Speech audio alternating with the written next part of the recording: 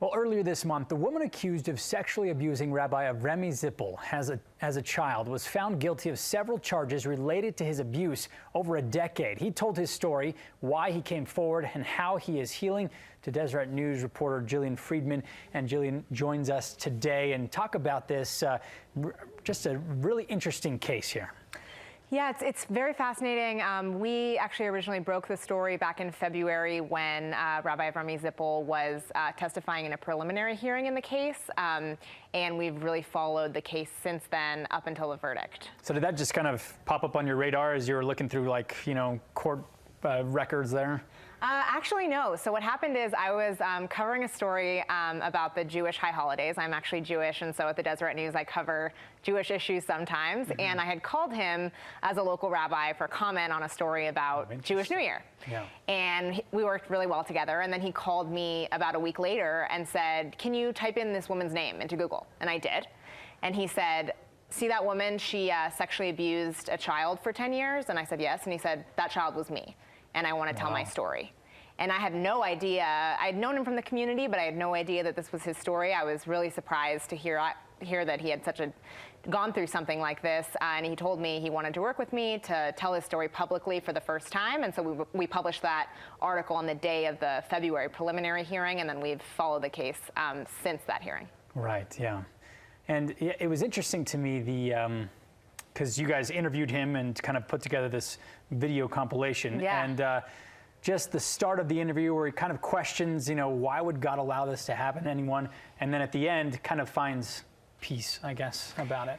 Yeah, I think what's so powerful about his story is, in the Me Too movement, we've seen so many people come forward about sexual abuse and sexual assault, but his story is really different in that he's a faith leader. He's an Orthodox Jewish rabbi. He grew up in a very sheltered household, in a very insular community, and yet this was happening to him. And it was so painful, and it caused him so much shame. And part of that shame was produced by the Jewish principles he was taught, but his faith also helped him come forward. He believed that this journey was divinely inspired, that God wanted him to come forward so that he could help others. And we've really seen that that's what's happened. Since the story was published, he's had over 100 people come forward from the Orthodox Jewish community who've said, "I was also sexually abused."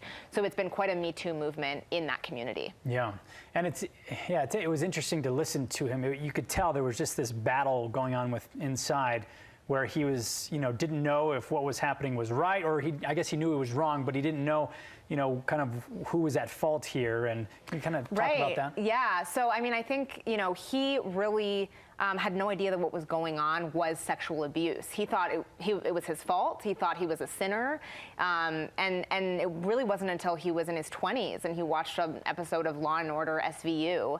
And in that episode, it had to do with a nanny sexually abusing a child. And he realized, wait, that's sexual abuse. It's not something that I did. It's not something that's my fault. Wait, that changes everything. And that really started a process of deciding to come forward through the legal system. But as a child, he lived kind of a psychological double life where he thought he was a terrible sinner and that God was going to smite him for what he was doing. And he had no idea that he was actually being abused. Yeah, yet he still pursued that course of becoming a rabbi. He's married, has a family now.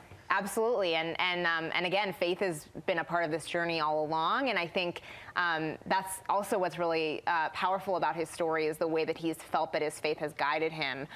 Even though some of his religious principles made him feel shame, he's also found hope through them, and I think that's been really inspiring to many others in the community who have felt like, okay, I'm also an Orthodox Jew, I was also abused, but I can still, find my faith, I can still keep my faith, and I think that's why his message has been so resonant. Yeah. One of the things that he also mentions, a bigger story that I think a lot of us are aware of, involving the U.S. Olympic gymnastics team and the doctor there. Want to play a soundbite of something that he said, talking about Ali Raisman. In January of 2018, Larry Nassar was brought to justice, and all of his survivors testified in open court on TV, and I watched Ali Raisman's testimony. Ali was a Jewish girl and this world record-setting gymnast, and here she was telling the story. If a gold medal gymnast can be a survivor of sexual abuse, why can't a rabbi? On January 30th of 2018, I called the cops. And I remember walking out of the police station and I called my wife and I said, if I die today, I will die a happy man. She will know that this behavior did not go unnoticed. Wow. And now he's told his story. You mentioned a little bit kind of the impact in that Jewish community now that he's come forward. Yeah, so we thought this is really an important story to tell, but I don't think either he or I could have expected what actually happened after the story was published. It was read by hundreds of thousands of people across the world, in Jewish communities in New York, in Tel Aviv, in Jerusalem, and people started calling him and emailing him and saying, me too, I was also abused as a child. I've never told anyone. Your story has given me hope. It's helped me start to find healing. And so I think, he just started off saying, I want to tell my story for me, but he's really seen how it's helped so many other people. Yeah. All right. Thank you very much. Gillian Friedman here with us from the Deseret News. And of course, they can find more information on this online. Absolutely. They can find all the articles and the coverage of the case on the Deseret News website. Okay. Thank you very much. We appreciate it.